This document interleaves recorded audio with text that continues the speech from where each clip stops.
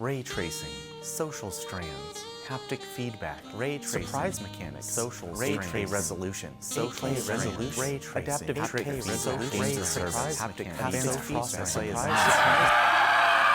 Shut up! Oh my God, I don't care! I know we're supposed to be excited about all this new technology and all these new ways to play games, and I'm as likely as the next guy to pre-order a PS5 or an Xbox 2. And yet, is any of this crap gonna make games more fun? Playing Borderlands 2 in VR make it more enjoyable, or did it make you motion sick? The Fortnite Black Hole event was novel, sure, but is Season 2 of Fortnite doing anything that Season 1 wasn't already doing? Did turning Fallout into a weird MMO social experiment make it more fun than a regular-ass Fallout game would have been? That's a rhetorical question, no need to answer that. I think we're pretty clear on how we feel about Fallout 76.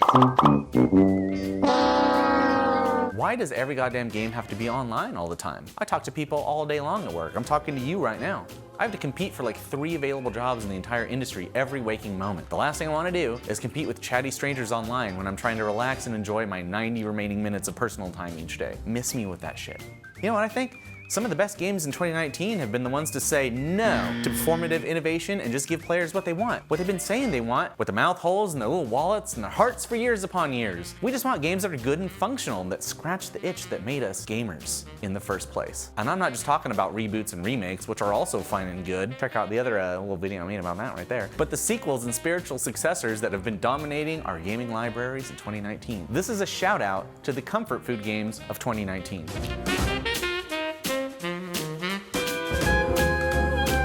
Exhibit A, Bloodstained Ritual of the Night.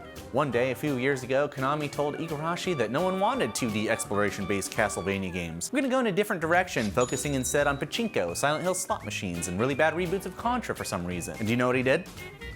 He told them to go f themselves. Iga kickstarted a bootleg-ass 2D exploration-based Castlevania game, and it fucking ruled. If you didn't play it on the Switch, if you played it on the Switch, just like disregard this part and skip ahead to Exhibit B. Was Bloodstained innovative? Not really.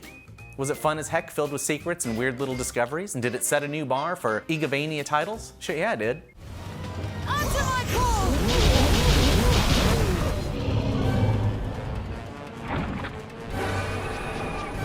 God damn it, I love that game. Wrecked. Exhibit B, Borderlands 3. This is the game that controversy just couldn't kill. Now, many times this title was dragged before the court of cancel culture for judgment, and each time it skated through unscathed. You may ask yourself why. It's pretty simple. People just want to play another goddamn Borderlands game. And it isn't the fault of thousands of developers that one person at the top is like the Andy Newman of games. It's a shitty little tech bro reference there for my yeah area peeps. And you know what? That's exactly how we wanted it. I'm tired of grinding for the same must-have items in games like Destiny. I don't have the time nor the inclination to coordinate a 4-hour raid that may or may not even drop the thing that I want and need to be viable in the next 4-hour raid. Borderlands 3 is the one and only looter shooter that lets you play when you want, how you want, alone or with friends or with strangers, and always delivers a stupid fun time with a meaningful feeling of progression. Like, why mess with what so obviously works?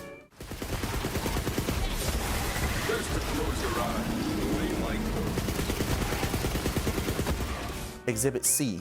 Perhaps the most important title on the list, The Outerworlds. This is a game that captures everything we loved about the Fallout series in a sci-fi environment and rejects all the nonsense Bethesda's been trying to add. There's no wonky building system, no procedurally generated quests interrupting the flow, no game-breaking bugs, no pay-to-play nonsense, no trash MMO mechanics, and a perfectly functional single-player environment. It's exactly what we liked and more of it. It's a dialogue and looting simulator with occasional slow-motion shooting segments. Perfect, ship it. Now I see a few people crabbing The Outerworlds is too similar to Fallout.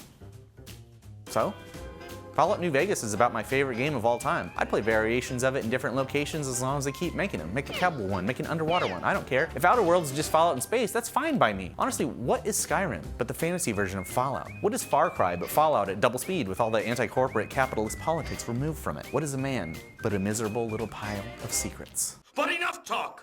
How about you? What do you think? Do you think comfort food gaming dominated 2019, or were you more of a Titanfall but without the mechs type person? What were some of your favorite comfort food games of 2019? Did you jump back into Call of Duty for a single player campaign for the first time in a long time like I'm about to do? What style of game would you like to see more of in 2020? Let me know in the comments below, and for all things comforting, keep it locked to IGN.